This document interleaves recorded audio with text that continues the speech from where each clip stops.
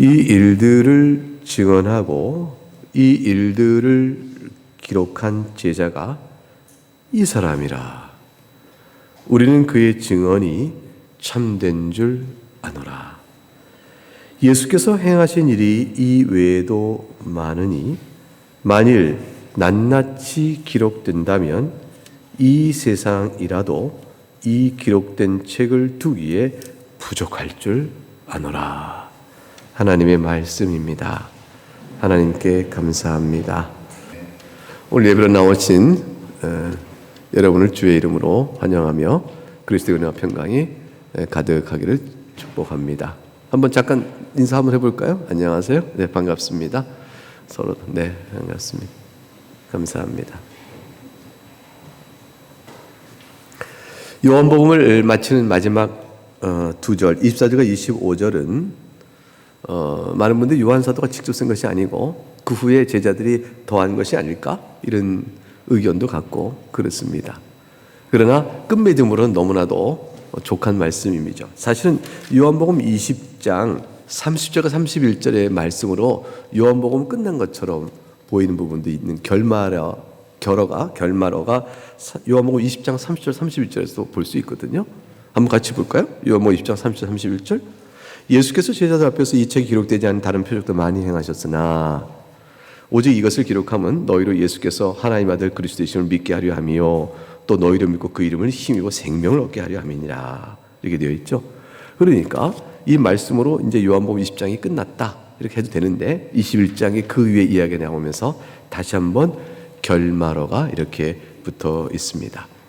자, 우리는 이것을 요한 사도가 직접 쓴 것인지 제자들이 혹시 덧붙인 것인지 그것은 관심사항이 아니죠. 왜냐하면 그렇게 돼도 전체적으로 요한 사도에 쓴 요한복음의 내용의 일부가 되고 있는 것은 맞기 때문입니다.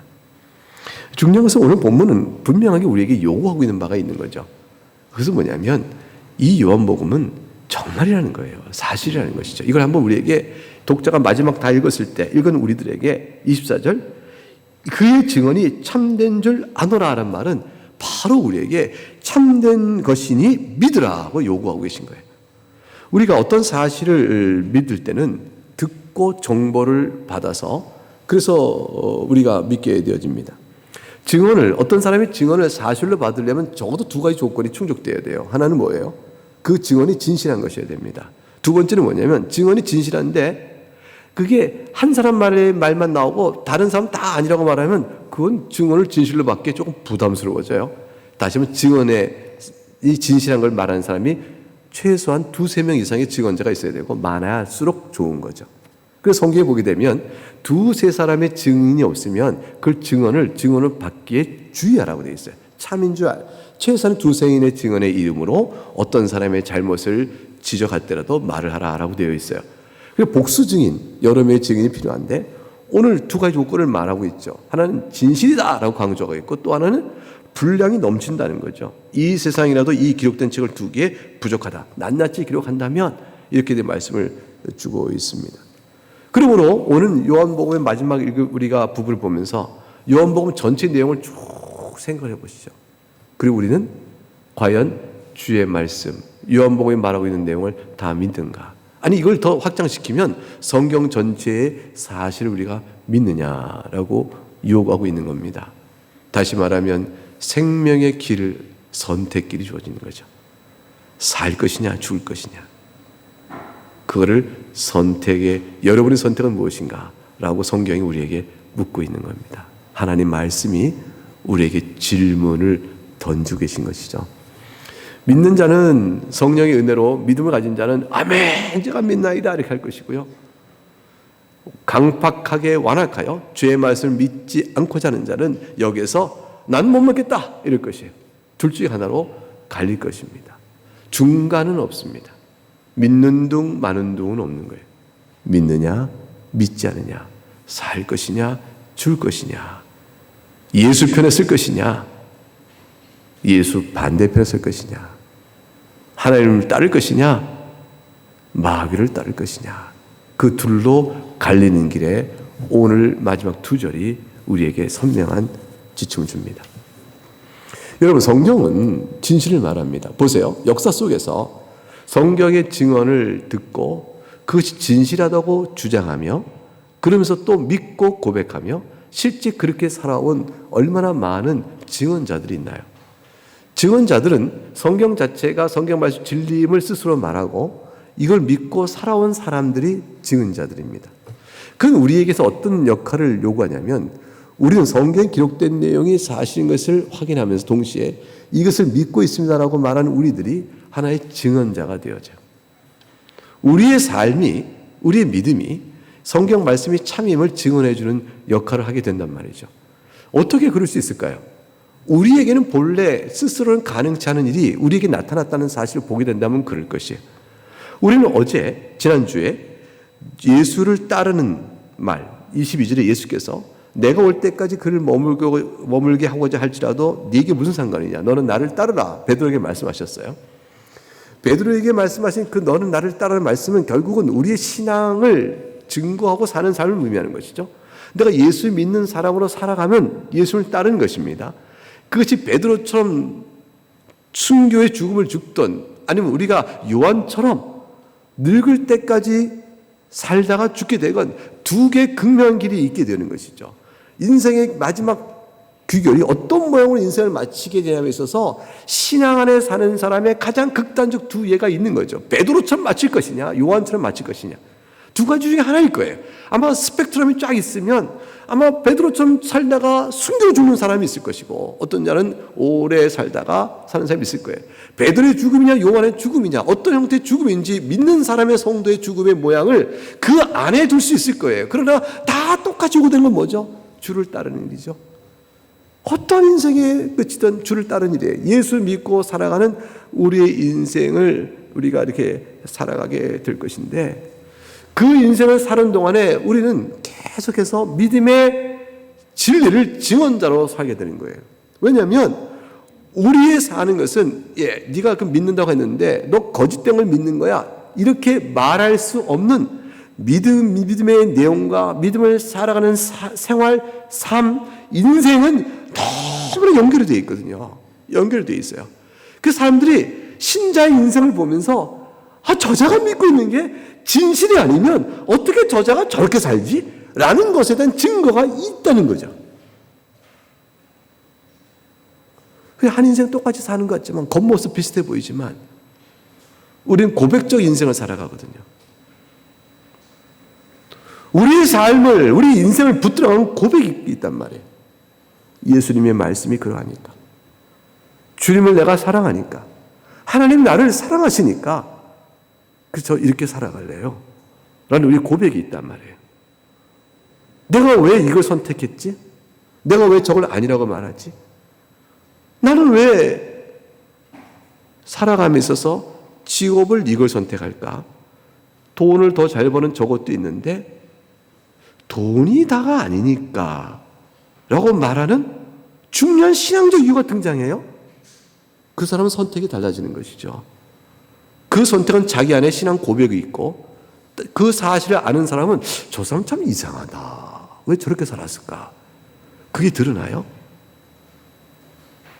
우리의 살아가는 삶 속에서 삶의 선택과 가치, 결정, 그것들이 우리 인생의 내용을 구성하는데 그 속엔 끊임없는 하나님 앞에 살아가는 고백들이 있는 거죠. 그 고백은 다 뭐냐면 나를 지배해오고 이끌어온 것인데 내가 믿는 바가 진실이기 때문에 그런 거예요.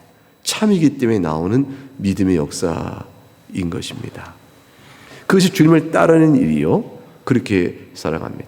그럼 우리들은 성경이 진리입니다를 말해주는 또 다른 증언자들이에요. 성경 안에는 성경의 진리를 말해주는 증언자들이 있어요. 그리고 성경 바깥에 성경을 통해 믿고 있는 우리들을 통해서도 즉 교회죠. 교회를 통해서 성경의 진리임을 또한 증언해주고 있습니다. 창조부터 성경은 얘기하죠. 성경에 말씀하고 있는 내용의 진리 사실은 창조입니다.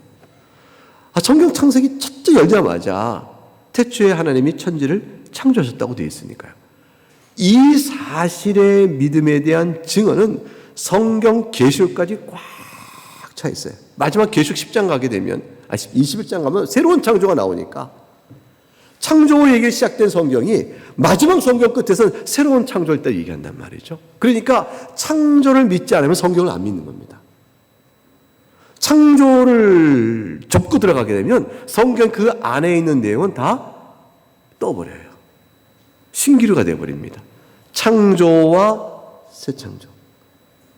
다시 하나님께서 세상을 새롭게 하세요. 이 두 개의 간격 안에 우리가 하는 구원 역사는 모든 게 다 있기 때문에 결국 창조 사실과 안 믿으면 성경의 양쪽 시작과 끝에 두 기둥을 뽑아버리는 거예요. 이 두 개의 기둥 안에 집이 쫙 그려지면서 그 안에는 구원 역사가 쭉 있고 그 집 제일 그 위에 예수 그리스도가 놓여 있는 겁니다. 창조와 새로운 창조의 두 기둥 안에 성경이 탁 얹혀져 있는데 성경의 그 지붕 위에는 예수 그리스도가 딱 써 있고 그리스도의 빛, 그리스도의 그늘 안에 그 품 안에 창조부터 재창조까지 전 역사가 쭉 전개돼 갑니다. 이게 구원 역사죠. 그림을 상상해 보세요. 창조와 재창조. 그리고 그리스도로 덧입혀지고 그리스도의 장막 안에 전체 역사가 이루어지고 있는 상황이죠. 그러므로 창조를 부인하는 사람은 성경을 참으로 믿고 구원에 이를 수 있는 길을 이미 벗어나는 사람입니다. 그리고 이 창조를 부인하면 보세요. 성경이 진실한 것을 성경 스스로가 얘기하는데 성경 스스로 얘기하니까 성경에 나와 있는 시편, 무슨 선지서, 모세오경의 모든 책 속에서 성경이 하나님이 천지를 창조하셨다는 사실에 대한 반복적인 강조, 그걸 통해서 우리가 하나님께로 돌아가야 한다. 어찌하여 창조주 하나님의 권능과 거룩함에서 이렇게 죄를 범하고 그렇게도 있겠느냐. 하나님께 회개하고 돌아가야 한다. 돌아가야 한다. 계속 말씀하는 내용들 속에서 반복된 창조의 귀한 증언들은 예수님 스스로도 이미 말씀하셨어요. 예수님께서 세세토록 살아계신 또 창조 때부터 사람을 남자와 여자로 하나님이 지으셨으니 하나님께서 남자, 여자, 사람 창조를 말하면서 창조 때부터 하나님이 지으셨다고 말한 이 선언은 예수님 자신이 창조를 증언하고 있기 때문에 증언자예요. 자, 그러니까 성경이 참이라는 사실을 만일 부인한다면 누구를 부인하냐면 예수님이 거짓말했다라는 것밖에 안 되는 거예요. 이사야가 거짓말했다라는 거죠. 시편을 쓴 다윗 선지자가 거짓말했다는 거예요. 그러니까 성경 자체가 거짓말을 말했다라는 말밖에 안 돼요. 성경이 증언하고 내용을 부인한다는 것은 성경 자체를 거짓말의 원천으로 보는 거죠. 이 어마어마한 죄를 짓는 거예요. 말도 안 되는 죄를 짓는 거예요. 여러분, 사람이 성경이 거짓말이라는 말을 쓰는 판단의 근거를 못 가져요. 믿음으로 여러분이 안 믿겠다면 할 수 있지만 거짓말하고 단언하거나 판단할 논리적 근거나 실체는 못 갖습니다. 없습니다. 왜냐하면 우리는 사람은 말이죠. 성경을 판단할 권위를 갖고 있지 못해요. 여러분 이거 잘 명심해야 됩니다. 누구도 성경을 거짓이냐 참이냐를 판단해줄 판단의 권위를 갖고 있지 못합니다. 그러면 딱 하나만 남습니다. 성경을 믿을 것이냐 믿지 않을 것이냐에 대한 선택만 있지 옳으냐 그르냐 거짓이냐 참이냐 판단할 권위를 가진 사람은 없습니다. 그러면 성경을 믿는 사람은 성경의 모든 말씀의 증언들이 참이라고 믿으니 예수님 말씀도 참이요 사도의 증언도 참이요 그러므로 그들이 거짓말했다고 믿을 수 없으니 다 진실이라고 말할 수밖에 없는 것이죠.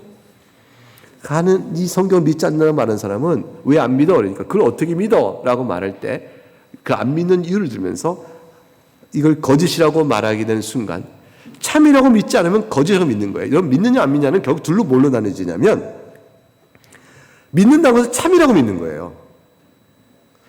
안 믿는다는 것은 그냥 안 믿는 게 아니고 거짓이라고 믿는 거예요.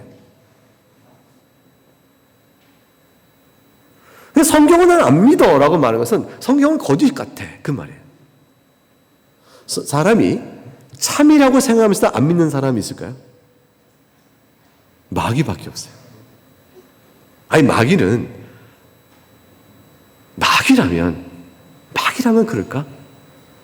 참인 줄 알면서도 거짓을 말하죠. 이게 성령 회방죄와 가까워요. 사람에게 성령 회방죄라는 것, 죄 용서받지 못할 죄라는 것은 뭐냐면 참인 줄 알면서도 아니라고 의도적으로 고의적으로 말하며 끝까지 진리를 거부하는 게 성령 안에 있지 못한 죄예요. 그게 성령의 역사와 가장 충돌되는 거죠. 근데 우리들이 범하는 죄는 진리인 줄 알면서 죄를 보고 하나님 진리인 줄 알았는데 죄를 보면서 이렇게 나오는 이런 회개는 성령 해방죄가 아니에요. 여러분 성령 해방죄를 범하는 일이 없어요. 근데 마귀는 정면 충돌합니다. 진리인지 알면서도 끝내 거짓이라고 말합니다. 성경을 안 믿는다는 것은 성경을 거짓으로 본다는 거죠. 성경이 안 믿어져라는 것은 무슨 말이죠? 성경이 거짓말 같아라는 거예요. 성경이 안 믿어져라는 것은 성경이 거짓말 같아라는 거예요.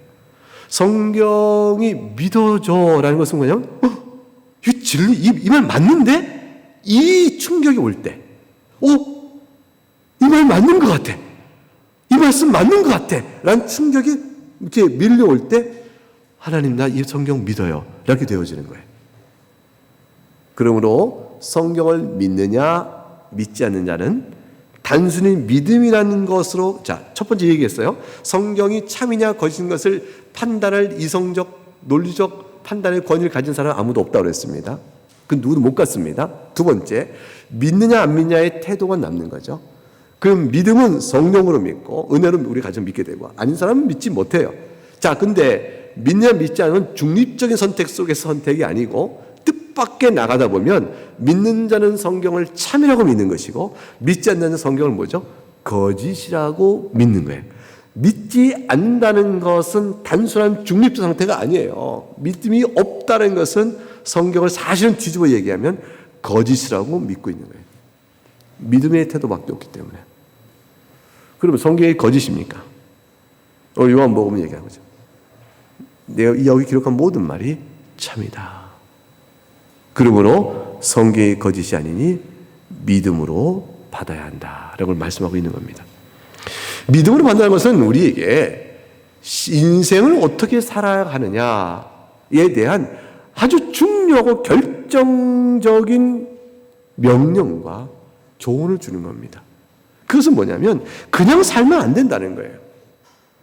성경을 참이라고 믿는 순간에 우리는 인생을 내 임의로 내 소견대로 그렇게 살아서는 안 된다라는 사실을 보여주고 있어요.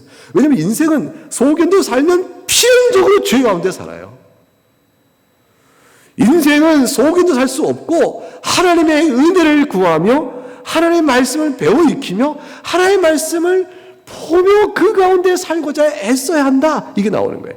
신앙의 길을 걸어가는 거죠.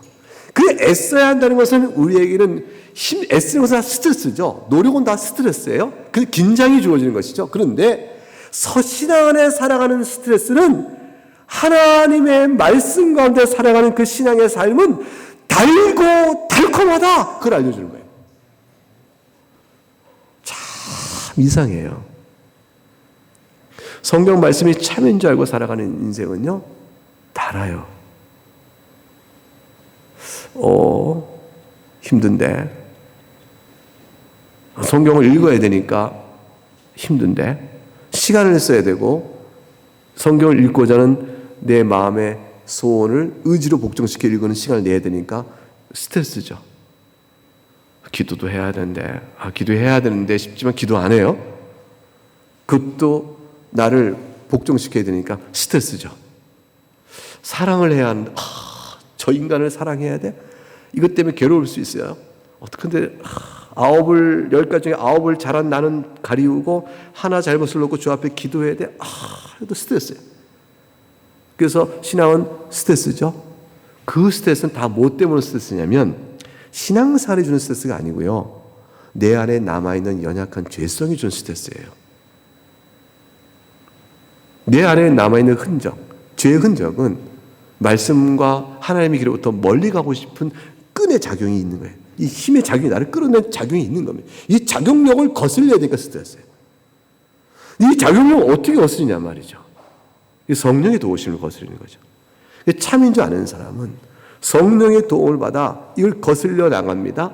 그 성령의 도우심을 어떻게 받냐면 성령께서는 끌려가면서 하나님 도와주세요 그러면 잘 안 되고요. 하나님, 저 하나님께 나갑니다 하고 내디디면 도움이 주어져요.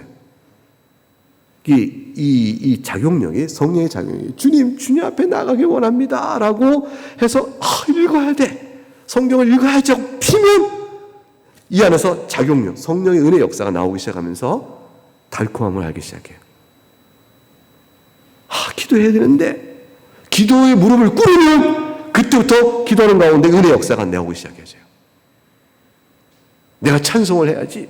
이럴 때는 공고하고 슬퍼, 내 마음이 괴로워, 찬송해야 돼. 찬송이 어떻게 찬송해? 이 공간 인생 내 슬픔의 속에서 그때도 찬송할 필요고 찬송하자 하고 찬송 부르기 시작하면 은혜가 쏟아지기 시작해요. 하나님의 도우심이 주어지기 시작해요. 말씀 읽는 가운데, 기도와 찬송 가운데 새로운 힘이 생기기 시작하면서 그때 덮고 날 때는 주의 은혜가 이렇게 신성하며 단가, 눈물과 감사가 뜨거움이 있게 되어져요. 점점점 우리 안에 있는 남아있는 연약한 흔적이 이 성령의 도우심으로 전환되어가는 신령한 은혜를 보고 성도들의 고백에, 간증에 우리가 아멘 화답하는 일들이 벌어지기 시작합니다. 성경을 참으로 믿는 자들의 이 증언은 그렇게 해서 드러나는 거예요. 그렇게 해서. 그러니까 성경을 참으로 믿는 자는 인간은 타락해 있고 우리 안에 구원이 없으며 오직 예수 그리스도로 말미암아 생명길이 주어진 사실을 튼튼히 붙들고 허물과 죄로 죽었던 우리를 성령 하나님이 살리셨다, 이 두 가지 사실이 마음속에 가득하게 밀려오게 되어집니다. 그래서 사나 죽으나 인생살이가 어떠하든지 이 은혜의 복음으로 주어있는 신령한 구원의 은혜가 얼마나 영광스러운 것을 다시 한번 자꾸 생각하면서 주님 앞에 기도로 살아가게 되는 거예요. 하나님 도와주세요. 그래서 사는 동안에 번뜩번뜩 순간순간 삶의 자리 속에서 하나님께 읊조리듯 기도하는 버릇이 생긴 거예요. 버릇이 생겨요. 책을 공부하다가도 하나님 이해의 도움을 주세요. 몸이 피곤할 때 하나님 피곤합니다. 이 일은 감당해야 하는데 주님 힘 주세요. 순간순간 기도하는 은혜 가운데 살아가게 되어지죠. 그것이 믿음의 증언자들입니다. 이 모든 것들이 우리 안에서 어떻게 역사하고 있는가, 그리고 어떤 방식 역사하는가에 대한 모든 내용의 지식이 이 기록된 말씀 속에 있어요. 그럼 기록된 말씀이 참인 믿는 사람은 신앙생활을 어떻게 하느냐도 성경에서 배우는 거예요. 소견대로 하는 것이 아니죠. 무엇을 믿을 것인가요? 옳고 그름에 대한 것도 참이냐 거짓이냐 것도 믿음으로 성경에서 알고, 그 무엇일 뿐 아니라 그럼 어떻게 신앙을 살아가는 것이지? 라는 교훈도 이곳에서 받아요. 그리고 그 모든 것들의 핵심 속에서 우리는 진리됨으로 인하여 우리 생활의 인생의 변화가 생기게 된다, 그 말씀이죠. 기독교인다운, 그리스도인다운 삶의 비밀한 증거들이 있어요. 여러분, 이건 완전하다는 뜻이 아니에요. 우리가 죄가 없다는 것이 아니에요. 우리는 다 드러난 죄도 있고요, 감춰온 죄는 허다히 많아요. 드러난 죄는 용납 사회생활을 허락받을 만큼밖에 없는 거고요, 감춰진 죄가 다 드러나면 사회생활 자체가 안 될 만큼 될 거라. 우리 마음의 생각을 다 안다고 생각해보자고요. 행하는 현실을 하나님이 우리를 보듯이 서로 다 낱낱이 안다고 생각해봐요. 사회생활 자체가 안 돼요. 그래서 하나님 그걸 다 덮어 가리우시고 우리로 하여금 하나님 앞에서 알게 하는 거죠. 그러므로 우리가 그런 가운데 우리의 삶을 지탱하고 변화되어가는 모든 일에 대한 은혜 역사를 예수 그리스도에서 덮어 가리우시고 이끄신 데를 보여주고 있다, 이걸 보고 살게 하는 것이죠. 예수 믿는 사람, 성경에 참지 않은 사람은 이제 이 믿음이 목 앞에 아멘 하는 사람은요, 그래서 결국은 인생을 어떻게 사냐면 종말론적 소망을 보고 사는 거예요. 결국은 바라는 것이 이 생뿐이 아니요, 주께서 우리를 다시 오신 날 부활시키시고 영원한 생명 주신다는 사실을 굳게 믿고 살아가서 삶의 가치관이 하나님 앞에서 변화되기 시작합니다.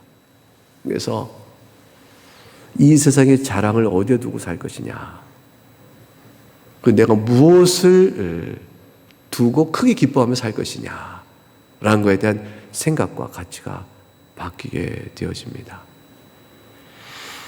그래서 사실은 참 어렵습니다. 신앙 안에서 기뻐하고 기뻐하라. 이게 참 어려워요.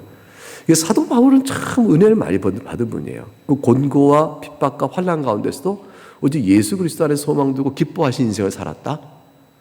아, 이건 정말 힘듭니다. 배고프면 빵이 보이지 말씀이 보입니까? 배고프면 빵이 그립지 성경 말씀이 그립다. 이게 잘 안 되는 거거든요. 사람이 곤고하면 또 우리가 평범한 인생 부잣집 광에서 인신난다 그러잖아요. 여유롭고 재물이 많으면 인심도 나오는데 자기가 살 내용이 핍절하면 인심을 베풀 만한 여유가 없는 거예요. 마음이 그만큼 힘든 거죠. 우리는 육체 가운데 있기 때문에 그래요. 그건 어쩔 수 없는 일이에요. 그래서 삶의 스트레스가 하루 종일 일하 노동에 시달리면 남을 돌볼 힘이 어디 있어요.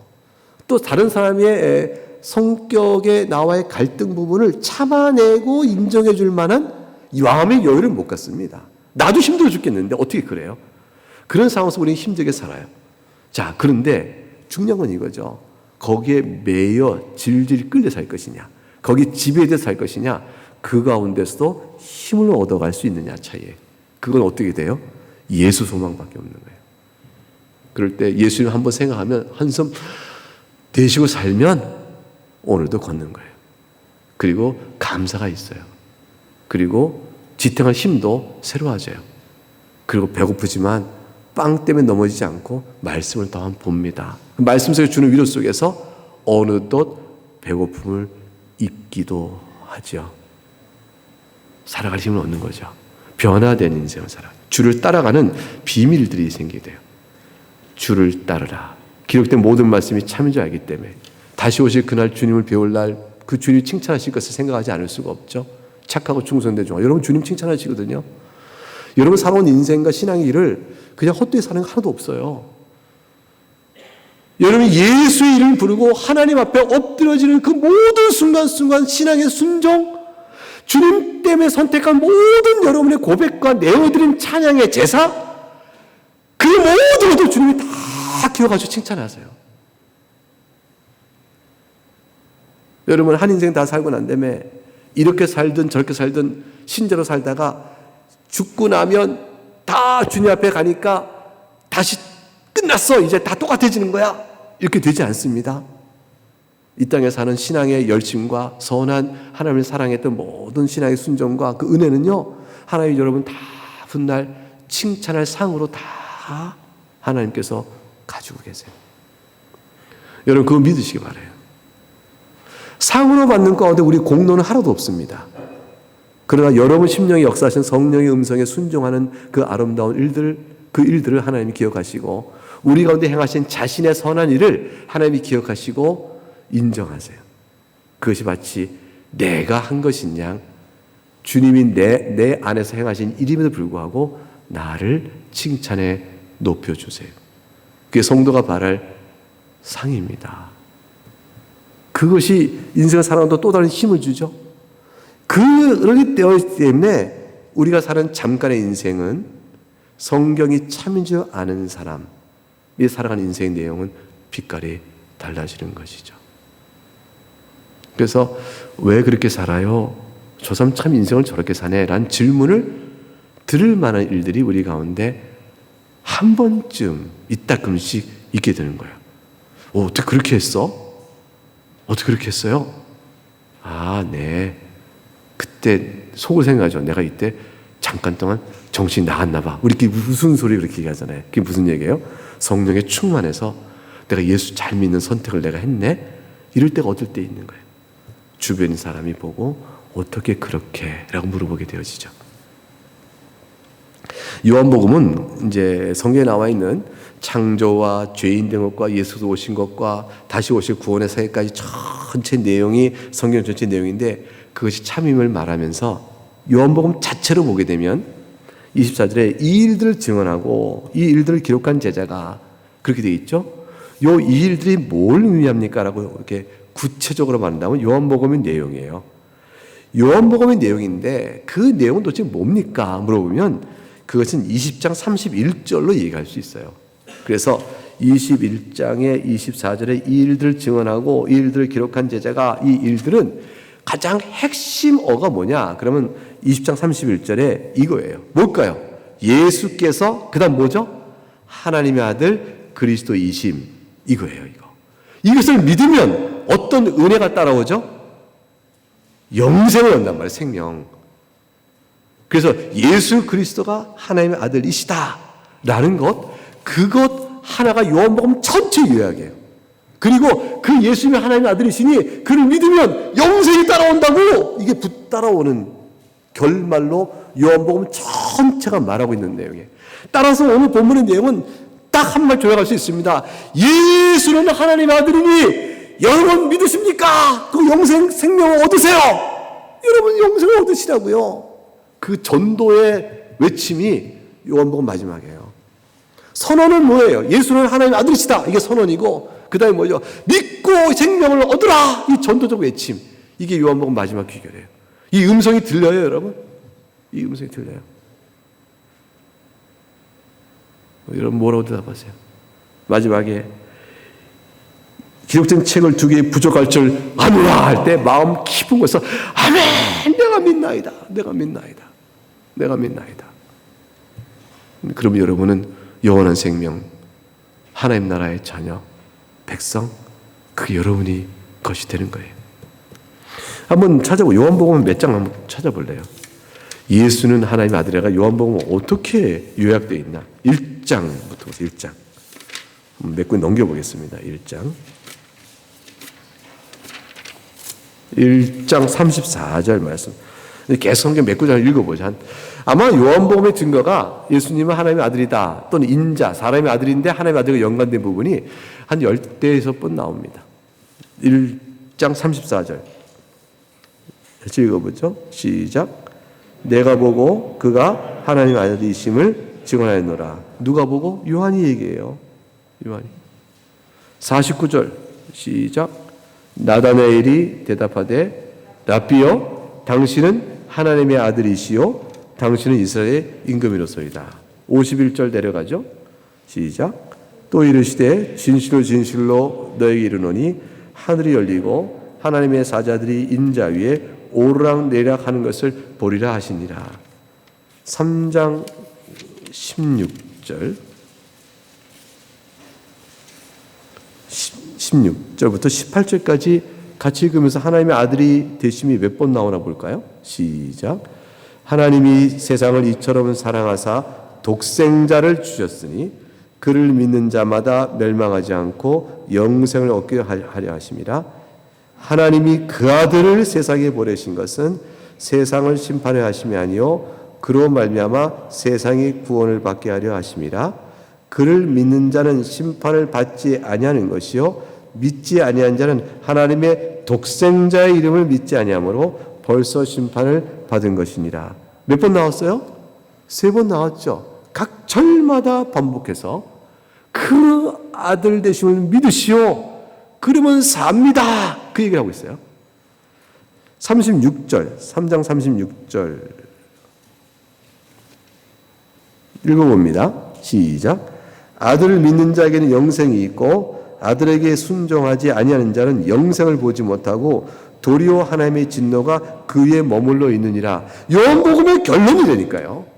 요한복음의 주제라니까요. 핵심이에요. 이게 성경 전체 주제입니다. 5장 25절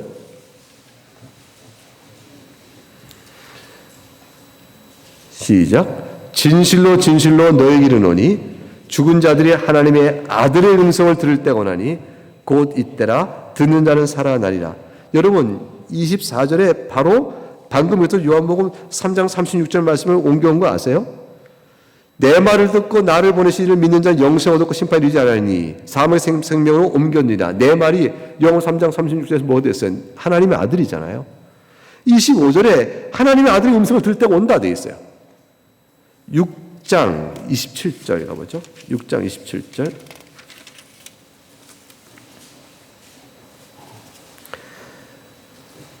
같이 읽어봅니다. 시작. 썩을 양식을 위하여 일하지 말고 영생하도 있는 양식을 위하여 하라. 이 양식은 인자가 너에게 주리니 인자는 아버지 하나님께서 인치신 자니라. 이 인자는 하나님의 아들이고 맞물려요. 그래서 29절에 하나님께서 보내신 이렇게 이어져 갑니다. 10장 가볼까요? 10장.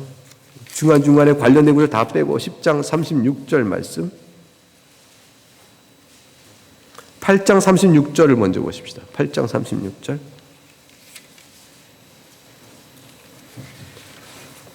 읽어봅니다. 시작.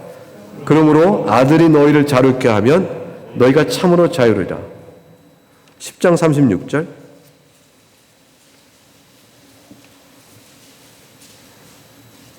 같이 읽어봅니다. 하물며 아버지께서 거룩하게 하사 세상에 보내신 자가 나는 하나님의 아들이라 하는 것으로 너희가 어찌 신성 모독이라 하느냐. 둘 중 하나입니다. 하나님의 아들을 믿으면, 예수님이 하나님의 아들을 믿으면 영생이 있고, 그걸 믿지 않으면 신성 모독을 하는 거예요. 죄를 지고 영원한 죄에 빠지는 것이죠. 11장 4절. 11장 4절 볼까요? 읽어봅니다. 예수께서 들으시고 이르시되 이 병은 죽을 병이 아니라 하나님의 영광을 위함이요 하나님의 아들이 이름을 내마 영광을 받게 하려 함이라. 11장 27절. 유명한 고백이 나오면 마르다의 고백이 나옵니다. 27절 시작. 이르되 주여 그러하외다. 주는 그리스도시요 세상에 오시는 하나님의 아들이신 줄 내가 믿나이다. 13장 가볼까요? 13장 31절. 31절에 인자의 얘기가 나옵니다. 31절 읽어봅니다. 그가 나간 후에 예수께서 이르시되 지금 인자가 영광을 받았고 하나님도 인자로 말미암아 영광을 받으셨다. 사람의 아들로 된 인자가 하나님의 아들과 다니엘서에서 연결되죠. 다 넘어가고 이제 끝부분 갑니다. 19장 7절.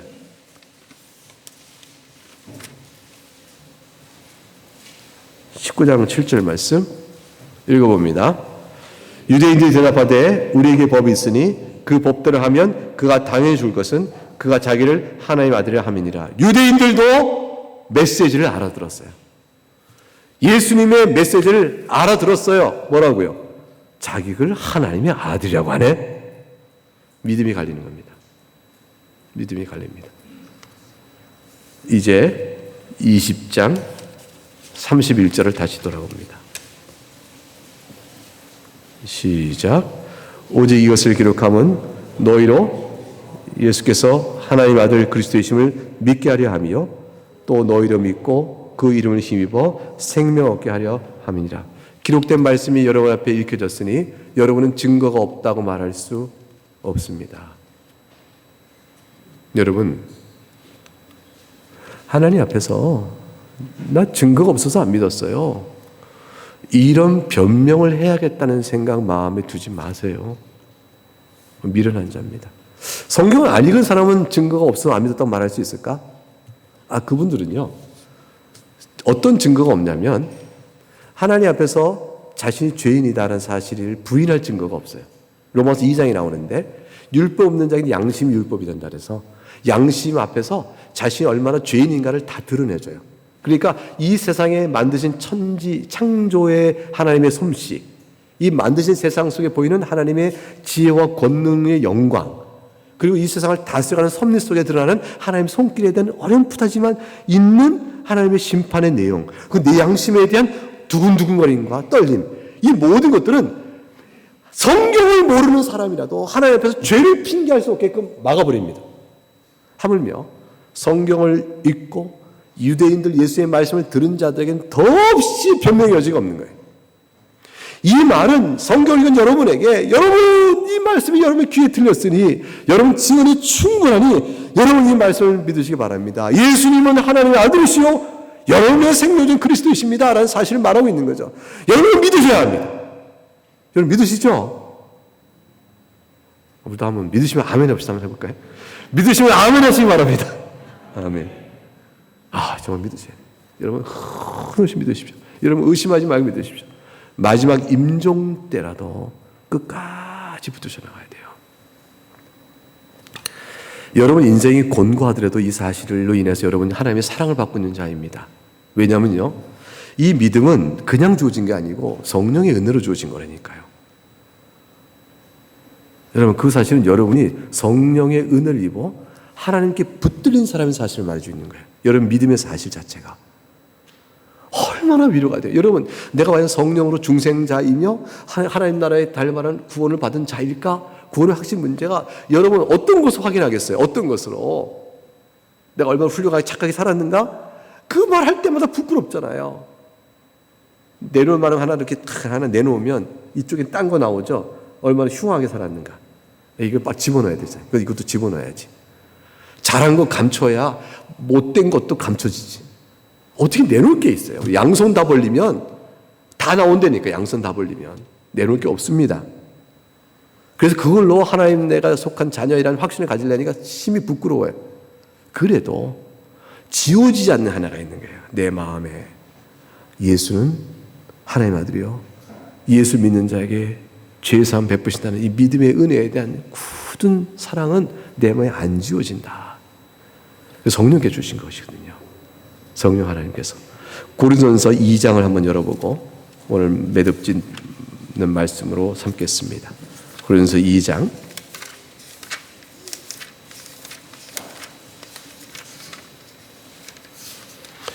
2장 9절을 보겠습니다.